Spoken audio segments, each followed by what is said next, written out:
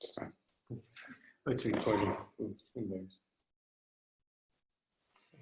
You're there? Okay.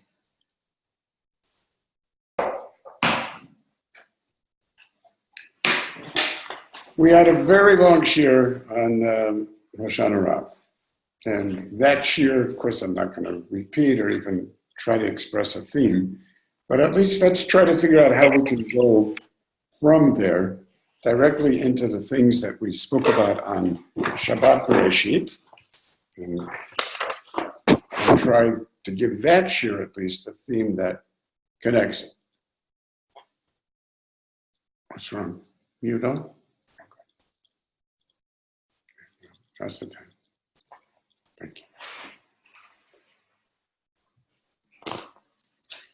So we went into great detail of two very important new ideas on Leil Hoshana Rabbah that related to Sukkot. And is everything okay? You guys can hear? Bereishit, you're all right? Yeah. Mayor Tafel, yeah, you need something, sweetheart? You raised your hand electronically. All right, so the things that we discussed were a new concept of Asifa, which we said related directly to David HaMelech's tefillah that we specifically use for all of this period, Chodesh Tishrei and the Chodesh Elul, and that is the Avivi Mi'azavuni, Hashem Ya'asfeni, and all of a sudden realize that Hashem Ya'asfeni is a completely new way of understanding Chad HaAsif, because Hashem Ya'asfeni over there does not mean death. It means gathering together. There it's a reference specifically to sperm and ovum. But the idea over there is conception, not death. It's renewal. It's the beginning of things. So to call Asifa something other than the nature of what Rabbeinu Bachya describes as the Midat HaSimcha being sho'ev you, that's the Simchas Beis HaSho'eva, as opposed to the way we normally look at it. Your mind now becomes part of a completely different space. And that space, we understood, was also part of the nature of Brias HaElam, in which the Gemara points out in Chagiga that the Adam actually stretches from K'tzei HaShamayim ad K'tzei HaShamayim and from Ha'aretz ad HaShamayim. And asks it as a contradiction. It says the remarkable thing that it's Kula Chadash Yurahu, which ends up meaning the most amazing thing, because what it means is that there's no possibility of horizontal expansion of consciousness without its relating immediately to an understanding of the Adam's place in terms of a vertical expansion of consciousness. And anybody who thinks that he is actually aware of an Olam Ilah without being completely and totally part of K'tzei HaAretz at K'tzei HaAretz, which is K'tzei HaShamayim at K'tzei HaShamayim on the Aretz, does not have a clue as to what the nature of the real space of Ma'aseh Bereishis is. And because of that, we began to understand how the entire communication of nature with us to a great extent is in terms of a science that is described spatially. And it takes us thousands of years to understand even the nature of that space. And yet it allows us to communicate as an infant. We find a place in the universe. And it's amazing. You can talk to a little infant and you can actually sense that there's a real connection. Now, that doesn't mean there's any conceptual connection whatsoever, but there's this profound sense of both of us sharing something that's real. And that, I think, is the beginning of the connection of this parsha and the end of the Chag. And I'd like to talk about that and make it a little bit clearer. Those ideas of spatial connections, and by the way, there's a recognition that many of the modern theories are actually spatial theories. And it was the same way that Einstein's gravity is entirely a spatial theory. Many elements of quantum mechanics, including the aspects of string theory and so on, also touch on the same very basic understanding that in order for us to become properly aware of what's going on and have any sense of a real connection to something which until now we just handled mathematically without being able to really relate to geometrically, it's necessary to see them as spatial theories. But let's not get confused. Let's keep things very simple. Why, actually, the very reason that we find the experience of a deep need, and I find this, it's amazing. There's like nobody that I have spoken to, from the youngest child to the oldest person I meet in the street, that has nothing to do with anything that you would feel is like a deep appreciation of Sukkot. There's just this common denominator of everybody sharing the sadness that they feel at losing Sukkot, which is incredible. And there's a very natural sense of, there was something about that that allowed me just to feel that I have a place in things. And of course, of the issues that the Torah itself describes as the Tzela de Bereishit, sharing a certain integrity about the nature of being with my Bereishit, which I feel exceedingly comfortable. The same way that we're shocked to find an infant feeling actually comfortable with communication, no idea what you're talking about, smiling from ear to ear, just the fact that we're sharing, eyes glinting from this sense of interrelatedness. Not every infant, of course, but those who are there.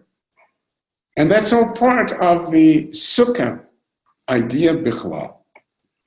I believe that Shmini Atzeres is the transition. It's meant to be the Levaya. It's meant to be something which is, of course, the essence of Sukkot in terms of the Leviata, which is part of the story of Ma'aser Bereishit in this week's parsha anyway.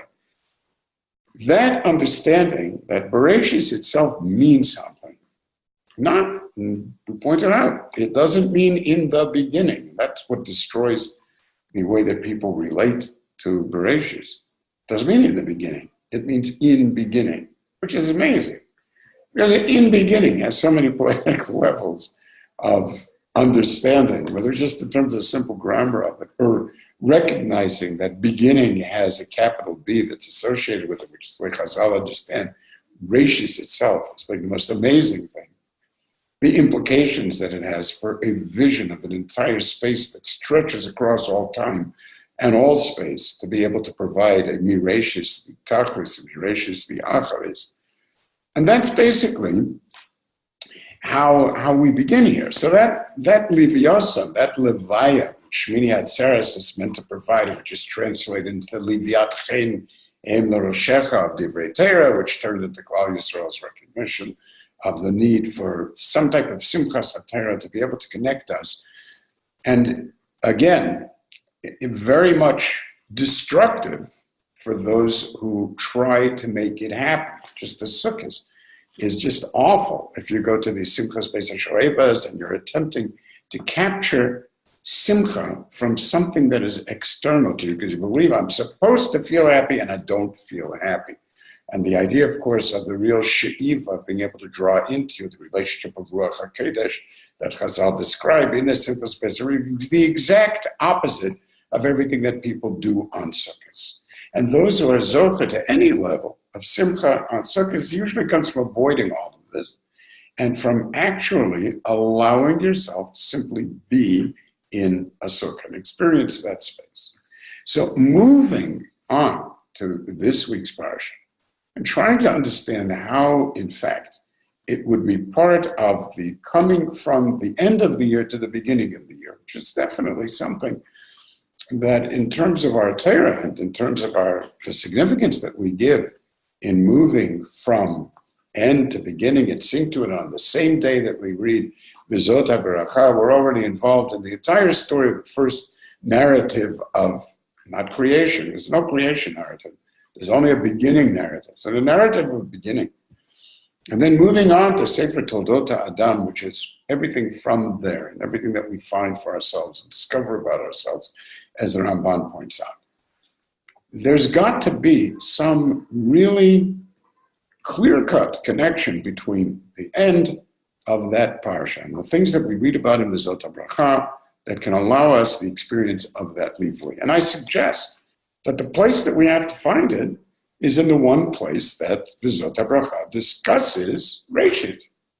And that's in the surprising fact that God was not concerned with taking a part of Eretz Yisrael that was itself Bereishit.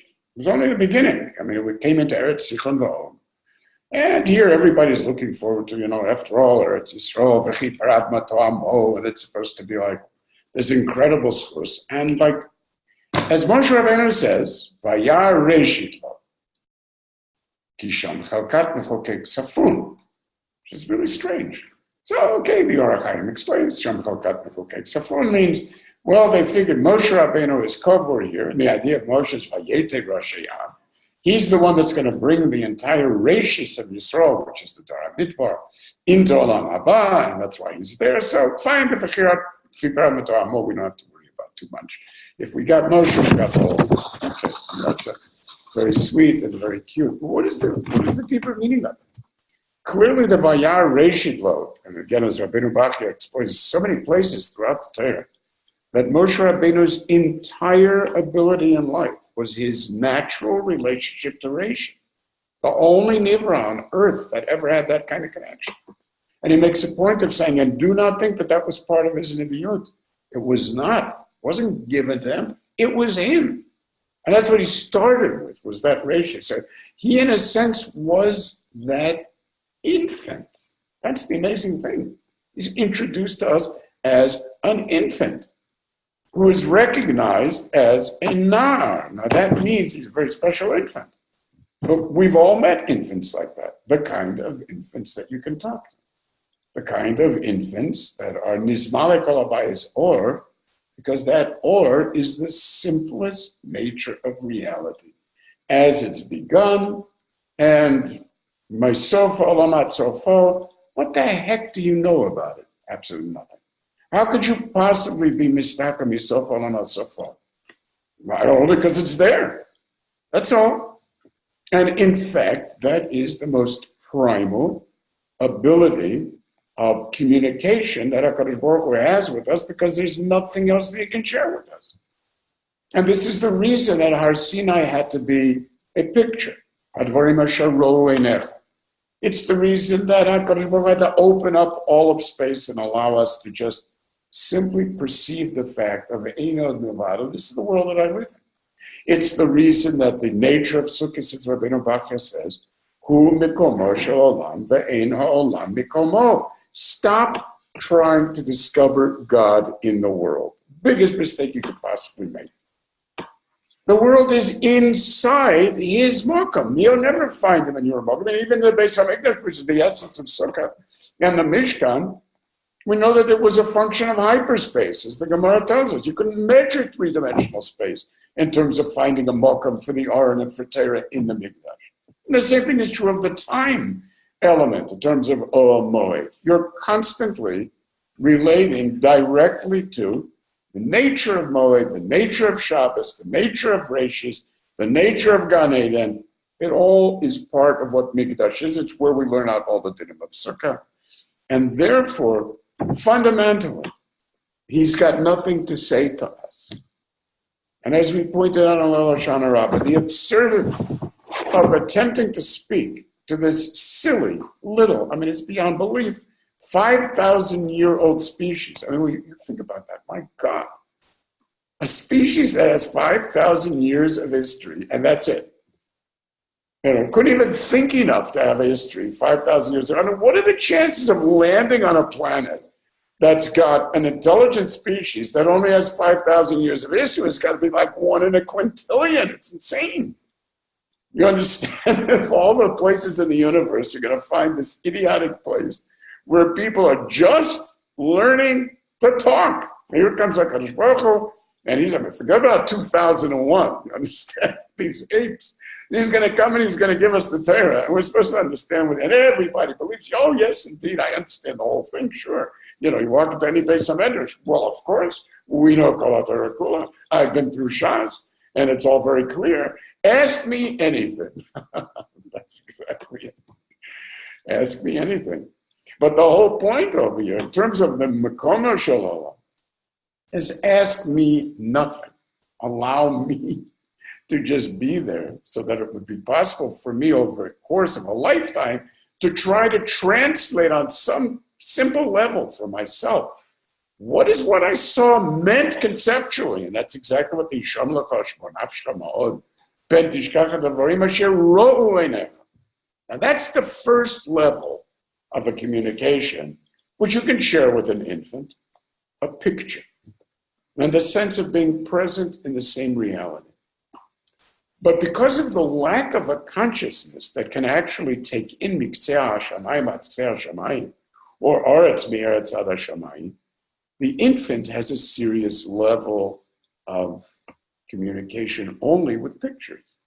But in terms of the spatial awareness and the deeper sense of Hu Mikomo Shel Olam and sharing, it's impossible because to a child, the now is all, and there's no field, there's no extension in which I can bring to bear the entirety of a life and a vision of the entirety of creation, or the entire cosmos, as much as I understand of it, and my understanding grows literally from week to week in terms of the species.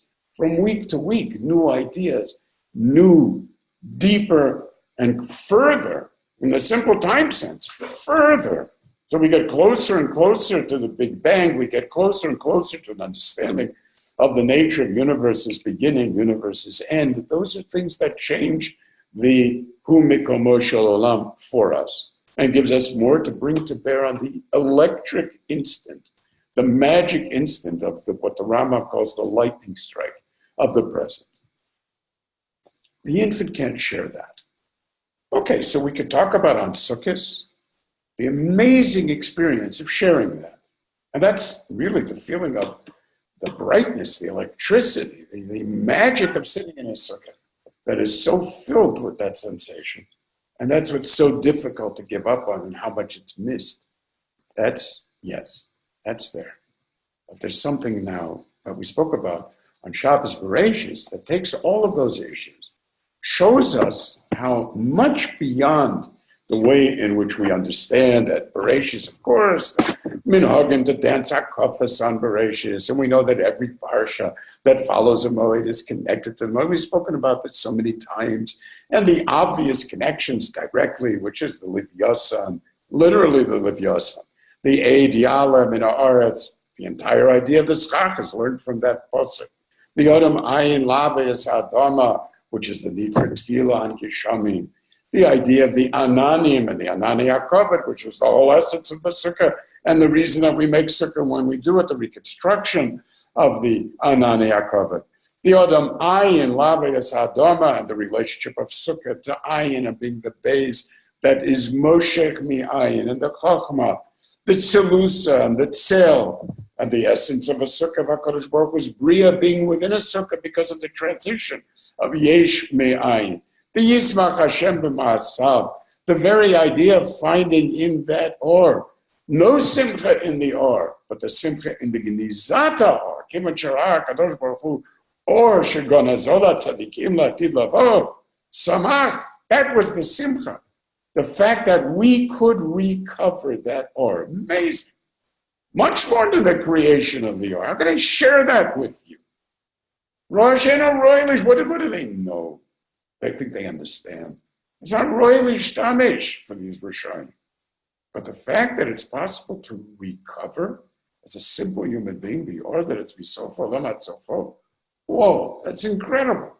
And that, of course, becomes the entire Haftorah, Meyitnu Eidem V'Yitzdaka, and the difference between Klal Yisrael and Umas Ha'elam, and Mibach and Yagidzos, and the unbelievable relationship to the Taninim, Magdalim, and Livyasim, and so on. I understand that all that is there. And I understand that, of course, that on a simple level provides a deep connection of the way in which we're able to conceptually relate the ideas of a sukkah to the ideas of Bereishit. Absolutely, you never, okay, we don't need it. Well, no, you didn't turn on that computer, but it's fine. Sure? No, it's fine.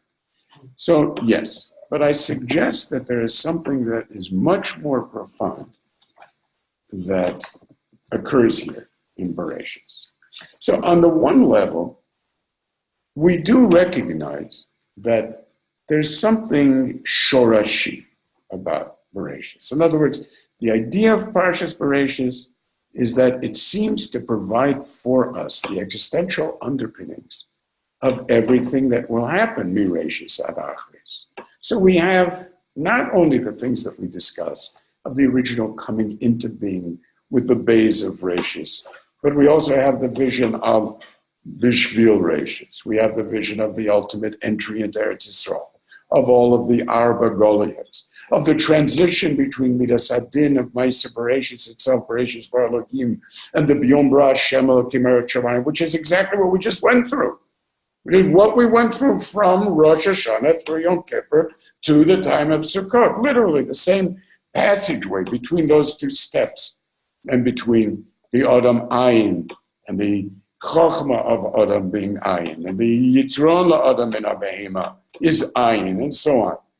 The idea that we have over here of Bereishit, which is all part of our sukkah, becomes the Bereishit of Shivas of the Mayim of sukkahs, the Vayetzav, which is the nature of mitzvah and Simcha Shel mitzvah, and the idea of the Yetzer Hara, the Petach HaTatro Veitz, and the Nachash, and the Lo Yitbor Shashu, and the Kvias Tova that we had to talk about, and the discovery of free will in the Pen Yochal, the nature of Rishus, and the B'Shegamu Basar, which is Moshe Rabbeinu himself here in the Parsha, and the idea of Havdalah, and the pain of Havdalah, and the Yitzvach Hashem B'Masa in general, and its connection to everything that has to be self-discovered. The Yipach Ba'Pav of Adam and the Ruach HaKodesh, the Kina to avoid in Maisa Bereishit that we discussed, and the nature of La'asos and the Vayachulu and the way that all things and all possible interrelationships, as the Rambam puts it in the Moreh Nevuchim, are included in that sukkah that Moshe Rabbeinu said, which we learn here from the Vayachulu, Kol Asher Asavine Tov Ma'od, the nature of the Eitz B'toch Hagan, which connects us to the Esrog. And then all of the ideas of relationship and the ideas that happen in Gan Eden and the Freudian aspects of relationship. The La'at HaCherev HaMitapechet on our relationship to Torah and its dangers of becoming Zot Torah. Some Moshe could be endangered. It could be some Vibone Ir, the nature of Golos, not only the Golos from Gan Eden, but the Golos of Kayin. The B'nai Elohim, which takes us all the way to Sichon, V'og, and the Vayar Reishis, indeed. And the Vayenochem Hashem, which brings us back to Koheles, the story of Chanoch, and only the good Dayan, and all of the things that are so central to the rest of Torah. Yes, it's there, B'Sharash.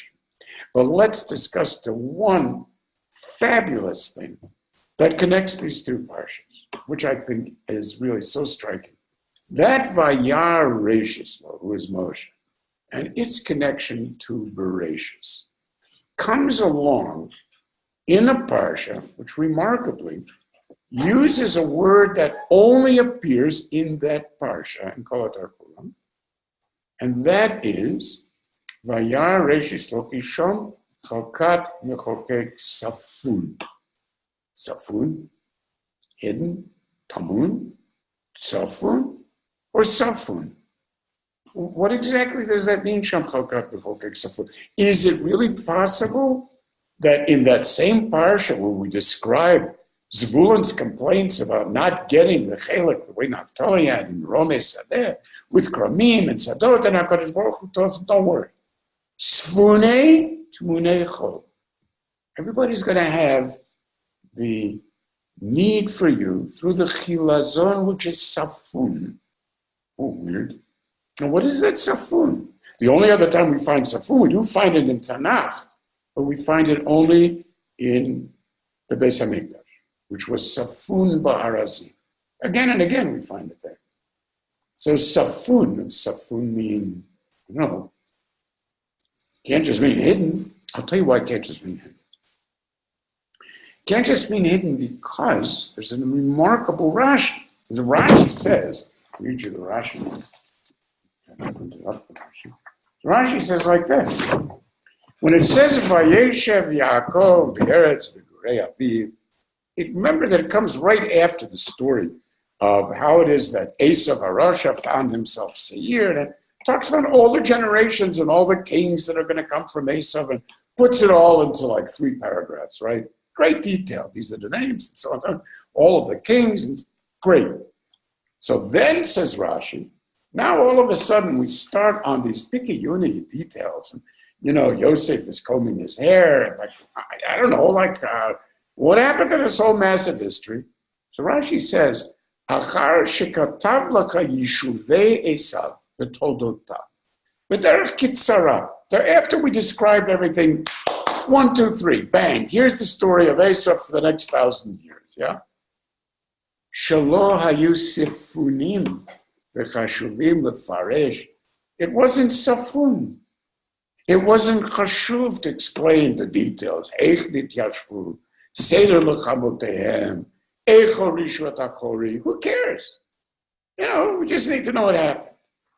But by Klal Yisrael, every emotion, every failure, every detail, every interrelation is part of what we need to know. Because why? They are sifunim v'chashavim. Obviously, sifunim can't possibly mean just hidden over there. Why would Rashi use the word safun in terms of the details of the development of Klal Yisrael? So here I suggest that we have got the possibility of understanding in a much deeper way how things relate to that real space that Sukkah is meant to give us by recognizing the nature of safun and understanding how much it is part of Vayar Reishislo in terms of Moshe Rabbeinu, who has that vision of the totality, and how it is that he could have had it when he's introduced in this week's parsha as Pishigamu Basar, Shana, which of course foreshadows the whole Sichon V'og and the whole B'nei Elohim and the way that Moshe becomes Noach and he's Motzei Chen and all of the Chen, of course, which is part of the Sukkah, just learning to appreciate the beauty and the simplicity of life. I understand that that's all there, but why safun? So there's a fantastic Medrash Tanchuma. The Medrash Tanchuma says like this. And I had mentioned this story, but I never knew that it was a Medrash, until I discovered this Tanchuma. Remember, I talked to you always many times about the CD. Those were in the old days of CDs. I mean, there were such things. So somebody's selling a CD, and it's got a guarantee to have every symphony and every song ever written or ever to be written, all for just $5. Can't lose very much. Okay, so you buy the CD, you put on the CD, remember, and it's all white noise. Oh my God, I was gypped. Go back there, I want my money back. There's nothing on here. So what are you talking about? Everything is on there. All I hear is a hiss. Well, of course. I mean, if you try to listen to everything all at once, what do you think you're going to get? You're not going to be able to hear anything. It's like all the noise together. That's white noise. Every possible frequency. Well, how am I supposed to hear the music? Oh, that's simple. All we got to do is take out the parts that are not part of any particular thing you want to listen to. What would you like? Beethoven's Fifth? I have a program that takes out any tones that are not necessary for Beethoven's Fifth. And then you'll hear precisely Beethoven's Fifth. What do you say? Well, but you said everything. Oh, yeah, sure. I got the program that basically tells you everything. As a matter of fact, it's able to take any song that ever will be written and will provide you the software to remove all of the hiss so you can hear the song. Okay, how much is that? That's $100,000. Oh, great. You didn't say anything about that. In essence, that is my Bereishit. But little did I know that that's what the Gemara says. That's what, this Medrash says. The Medrash says like this. You know what the Bereishit is like? Of course, we have Bereishit, World, Shemayim, V'Zaretz, and everything is there on the mind, We talked about how magical that mind is. Mind is it's absolutely incredible. Put two gases together with the most unbelievable, unique kind of chemistry and unique kind of crystalline structures as it freezes, all of which are absolutely necessary for the development of life, at least as we know it. And, here it is crystal clear, two gases. You're thinking, where the heck did this come from? That's a big question because, planetary formation does not really allow water to survive very long, even if you've got enough oxygen and hydrogen around. Okay, maybe, I don't know, maybe some comet crashed into it, 30 snowball theories, whatever, right? But the important thing is you're thinking to yourself, wow, So this is HaKadosh Baruch Hu has got the Goliyos, and then there's Rucho Shel Mashiach. That Rucho Shel Mashiach is HaKadosh Baruch Hu, who is actually Ruach Elohim Mirachefet. Mirachefet, the way that a little dove sits there over its bird nest. Of course, that's all part of the nesting, that's what Rabbi Bach explains, and the way the world is created as nesting. It's Rachmus Gadal and so on. I understand, that's beautiful. But Yikavu Hamayim, as HaKadosh Baruch Hu says, Yikavu Li Hamayim. You know, this Mayim has got everything in it, right? But this is all hope. This is all potential. This is all what Moshe Rabbeinu was able to understand, is every possible interrelationship, interaction, the way that any particle could relate with any other throughout all the history of the universe. That's what he had to understand, says the Rambam. And that's what was given to him, because that's called Taviyat, Kol HaShirasa. So this is now a little nest. I mean, what are the little hatchlings supposed to make of all of this? That's us, you know. So that's us, basically. So the hatchlings are wondering, what is this all about? And the more they try to work out what it's all about, of course, the more they mess it up, because they think they understand something, and they've got a theory. And again, as I never tire of pointing out, every single theory for the past 5,000 years, every single one has been wrong about the nature of reality. That gives you pause, at least you think it would give you pause to think, maybe this time it's still wrong. No, of course, no. This is absolutely. And the thought that, you know, 100 years from now, they're not going to turn around and laugh at your theory. Of course not. This is the MS. From this point on, everything is Yeridas Haderes. You know, it's unbelievable. So this is what everybody thinks, you know. It's interesting. So the Rishonim say, well, Kodesh Baruch Hu was not going to, the Rambam actually writes this, you know. I mean, everybody's going to be convinced that he's the only one that is the Gadol Hador and knows everything. So I can't even allow it to be explained to Gadol Hador, because then that's everybody. So just don't quote me, best thing. But anyway, so we come at last and we find ourselves, all right, says the Medrash, we find ourselves with a Bria that is completely filled v'aretz hayta tohu vavohu. So what's that tohu vavohu? Well, that tohu vavohu, as Rashi says, is a human perception of Adam toheh alavohu shabo. That's what it is. So it's a human perception of, I don't get any of this. It's just chaotic. Yeah, exactly. That's what Bria is about, says the Medrash Tanchuma. But let me give you a mush. So you've got this beautiful, beautiful Roman bath, and it is filled with the most exquisite artwork. Unbelievable statues. I mean, gold, silver, diamonds. I mean, it's just amazing. They took all of the greatest artists. For God's sake, why put it in a chapel when you can have it in the bathhouse, right? The problem is that when the water's in the pool, you don't see any of it. So the moment they drain the pool, then, wow. So too, Ma'aseh Bereishit, it's all there, you understand? But, I mean, to you, it's all covered with chaos. So, subtract the tohu vavohu, so that Bria becomes an act of subtraction. Subtract the tohu vavohu, that's the program that removes the white noise for Beethoven's Fifth, or whatever else you want. And all of a sudden you see, my God, wow. You mean all of this was what? It wasn't just hidden. It was safun. That's the difference.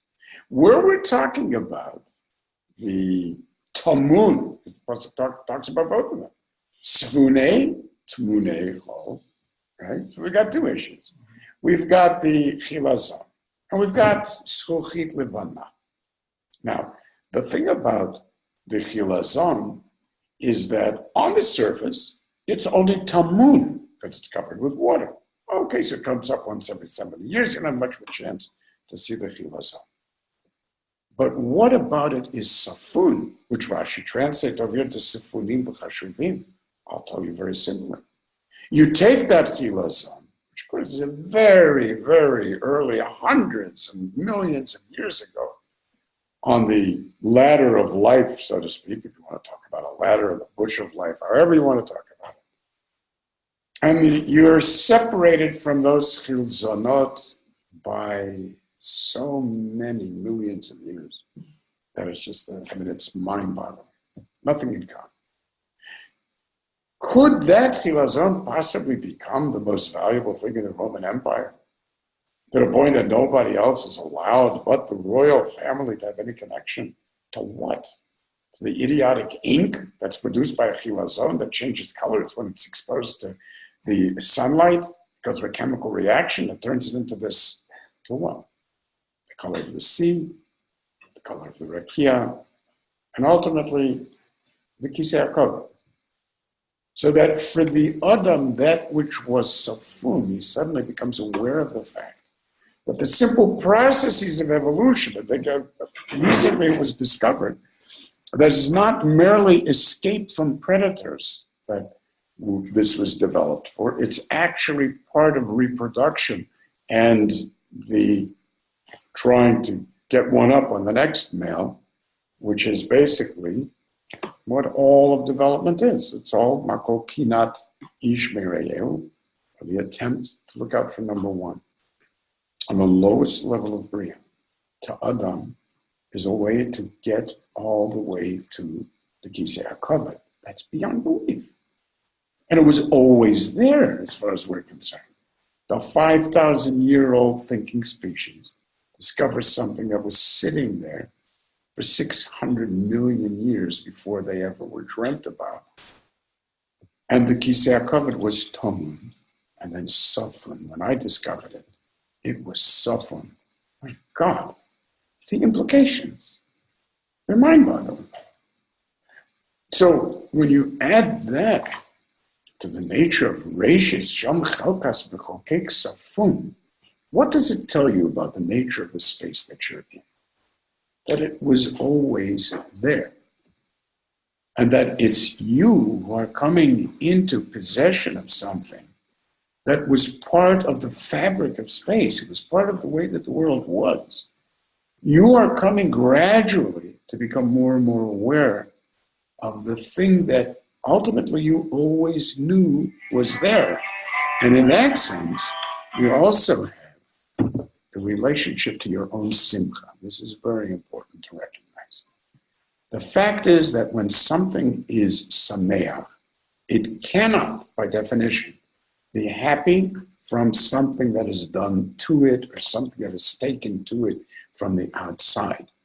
The happiness that Sukkot is about, the nature of simcha, there's no real word for it in English, because in English we talk about happiness as something to pursue.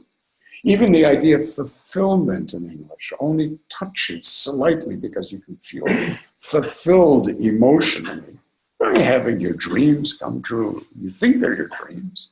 And then you discover a year later that better watch out what you hope for, because now you wish you had never hoped for it. That's, that beautiful Amy Mann song about tshuva. You got what you wanted. Now how are you going to get rid of it? That's the most difficult thing. This was always what you wanted, right?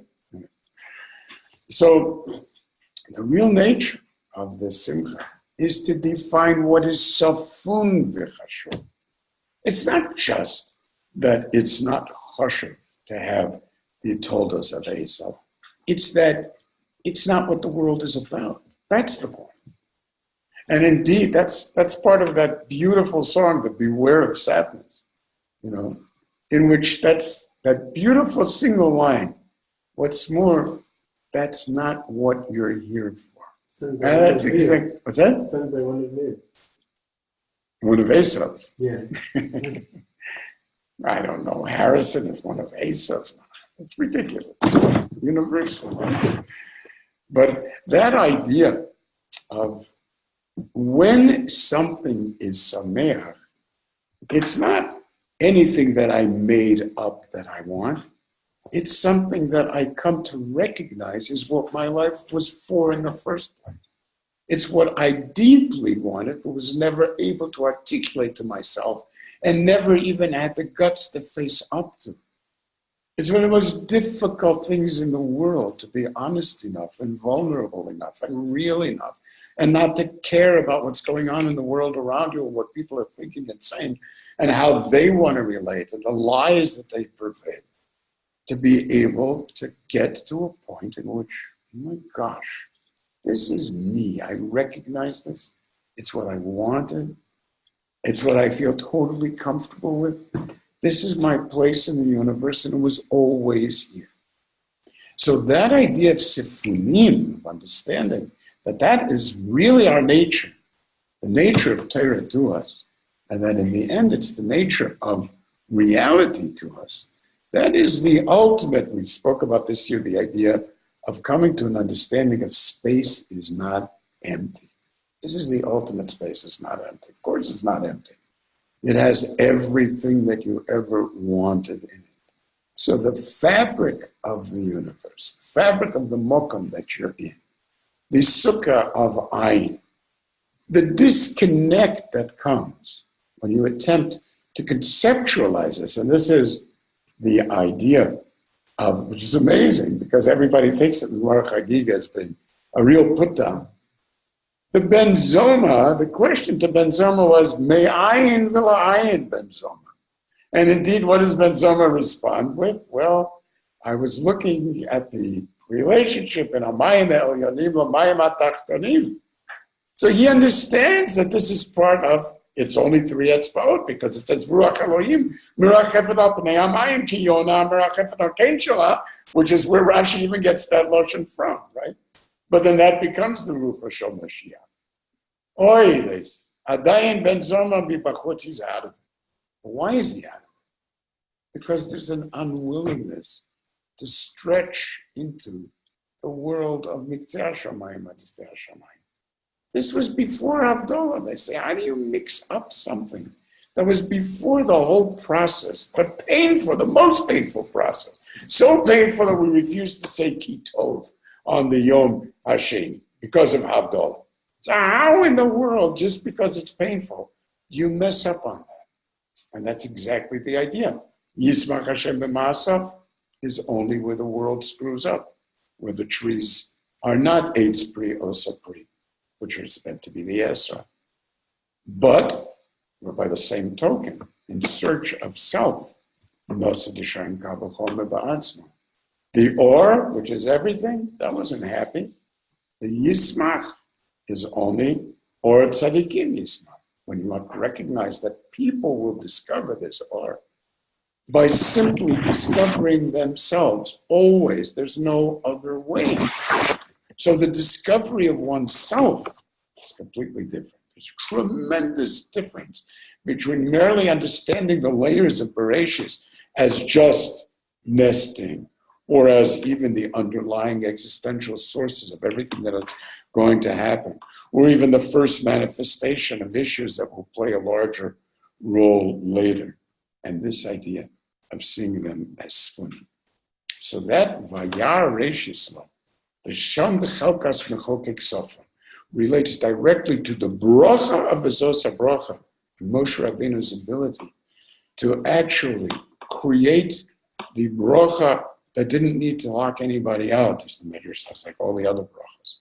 To take everything that was the pool, remember, Tanchum was talking about a pool. The Sefer HaBoyer says that all bracha comes from the word brecha, for pool. Same way we use the word gene pool. It means everything that could be accessible and what you have to choose from. All the other brachas were choices. Moshe Rabbeinu's was inclusive. You didn't need to lock out anything.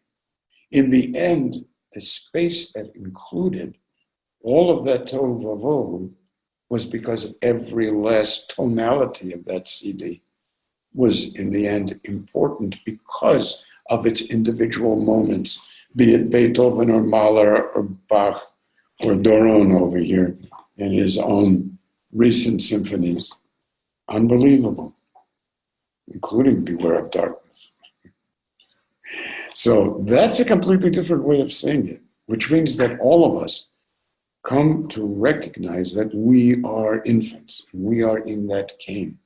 And when it comes time in V'zot HaBracha of seeing Kenesher Ya'ir Kino, Al goes alav yirachev. The difference between being the little birdies of the Yonah that are not yet ready to fly, and the eagle, which represents to us the coming of Mashiach and the unbelievable power of Yisrael that we describe in the Navi in terms of Geula. That's a waking up. It's Kenesher Ya'ir Kino. All of that is the distance between the beginning of Bereishit here and the Vayar Bereishit law in terms of everything that Moshe becomes the Or Tzadikim Yismach and Ismalek Kol Habayis Kol Or. That different levels of infancy. It's always infancy, but the different levels of infancy, the ability to learn how to fly, which is what we need to do, only comes when we begin to understand the nature of Safun. Because that is so much deeper an introduction to Simcha. And it's ultimately the discovery of the self that I always knew, suspected was there. And that's what makes everybody so unhappy. Because all the things that they have, they know are not the things that are them. Things that have been defined for them by religious ideas or by social ideas or by the nature of what success means in the world or whatever it is. They're basically OCD ideas. They have nothing to do with me. Either the thing is completely my place in the universe and I experience the simcha of the mitzvah and of the music, which is the Gemara's introduction to Simcha Shel Mitzvah, is basically the music. Vayikin again, amen again. So recognizing that relationship of the gun to the nigun and to the acceptance of what it is that space was all about originally, understanding, as Moshe mentioned to me, there was a beautiful insight, that when HaKadosh Baruch Hu is mishalech pagan, l'ruach hayom, what does l'ruach hayom mean? Everybody's got different terms for l'ruach hayom. He suggested maybe l'ruach hayom means just the flow of the day, you know. So HaKadosh Baruch Hu, being able to share with you, has got to share the Ruach HaYom too. And it's at that moment that Adam becomes terrified. Oh my God. So then, but this is the one thing that I would need to be vulnerable to. I would need to be able to accept this. It's the most difficult thing in the world because I see it. It's so much bigger than me. Of course, that was the whole problem of the Kfiyas Teva, the unwillingness to be vulnerable. And Sukkot, that final Tzila de Ben-Nusa, entering a completely different space, which is the essence of feeling at home. The knowledge that you're part of that original vision. You flow with HaKadosh Baruch Hu in the Mecholas of Gan Eden, and that's exactly what it's meant to be. Those are the Sefunim structures that were always there, which is a much deeper sense of self, free of external definitions, and full of the Simcha Shel Mitzvah, which becomes the She'iva of Ruach HaKodesh there, and which defines the deeper aspects of what it is that Bereishit and Bereishit is about. It isn't just about the existential roots. It's about the structure of the world. It's about the structure of the space of the world. It's about the Sukkah of Ayin and the book that was written at the moment that Adam Rishon is even thought of. Achumuto Golam is the Lashon of the Gemara. He's there unformed. Zes Sefer Todot Adam. The little boy Betzalel, who was right there in that sukkah, Shama Betzel El Ayita. That's the Tzelusa of the Hanusa in that sukkah at that moment. The Simcha that Moshe Rabbeinu discovers in Ayin itself. Because we know Kabbalistically his Neshama Gufa comes from the Olam HaTov, but that's the whole point. It's the only one who can completely appreciate that a disk of white noise isn't noise. That a bria of all of these possibilities is not noise. Each and every one of them is infinitely valuable. This becomes, of course, in the end, the answer to the Kal Vachomer of Moshe, the Azinu, the way that Keri becomes Yerek and then becomes Yokar. Because in the end, we recognize that there was nothing that was just random.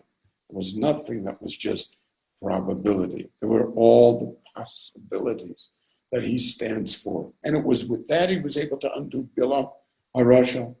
It was with that he was able to be Megala, that the world is so filled with love that Ki Ha'avcha Hashem Elokecha Vayahafok Hashem et ha'klala levracha, just out of that love, which is exactly the same love and same connection that HaKadosh Baruch Hu expects us to utilize in understanding that a Navi Sheker is just not to be believed. Why?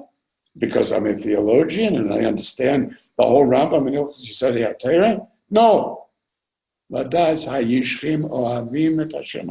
Do you love me? You know I couldn't be talking like this. What are you looking at? I don't give a hang about a Navi. What, because he's got a big long beard? Because he does miracles? What are miracles? Times a dozen. You don't know anything about miracles. You know only things about technologies. It's not a competition. It's only about love. If you love me, you know. And if you don't, you'll never figure out the truth anyway. And that's basically what the whole thing comes down to. This is the presence of the Torah, this Yirim Alei Desha, that allows us for the first time. It takes us thousands of years, but finally allows us to understand that's what we are actually feeling. And our Hoshanas begin talking about it.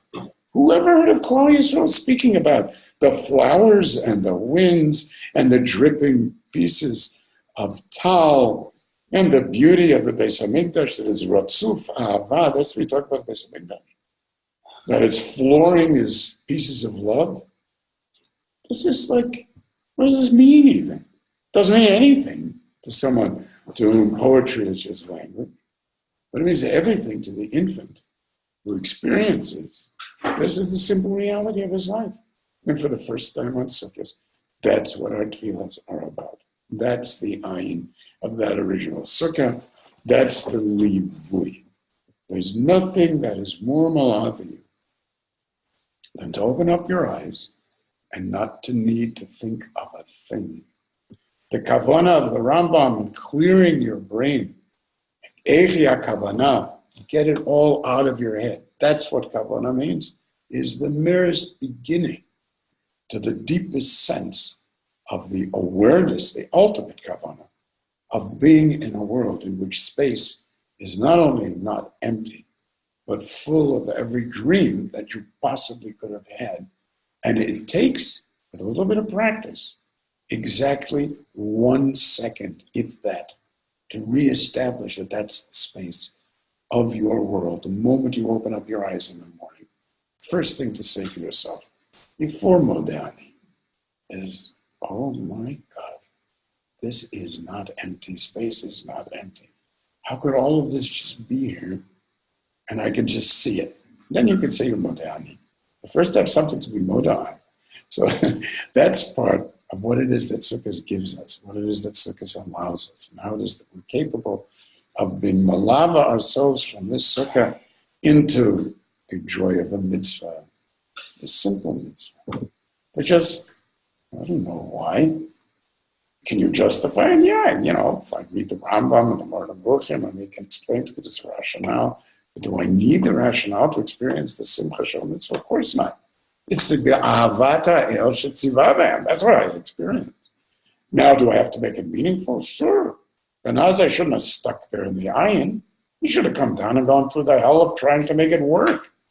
Okay, that's what all of our lives are making up those particular symphonies that we can be nishavot from into the gift that our lives and our uniqueness is the only real uniqueness, that our lives and our uniqueness grant not only to our own planet, to our own species, and to our own history, but grant in the entire Ma'aseh Bereishit, Min ha'olam, V'ad ha'olam, V'chol ha'olamot asher bara, as the Medrash puts it. This is what HaKadosh Baruch Hu was waiting for, and speaking to a bunch of meat brains, infants, are just beginning, who will one day discover that Or HaGonas, and Bizochet Olam Haba, the Yom HaNashek, the Shika, the connection of the space of Sukkah, all drawn into the beginnings of Parashas Bereishit, in which the new year, the new Kriya, is Menashek the old, and in which the old world of Olam Hazeh is Menashek the new of Olam Haba. Okay, it's time for Meir. Thank you so much for coming. I hope this at least gives us a Pesach to livui, because that's what it is that we need most. If we could take this sukkahs with us for the whole year, we haven't made. Laila Tov, everyone. It's been wonderful.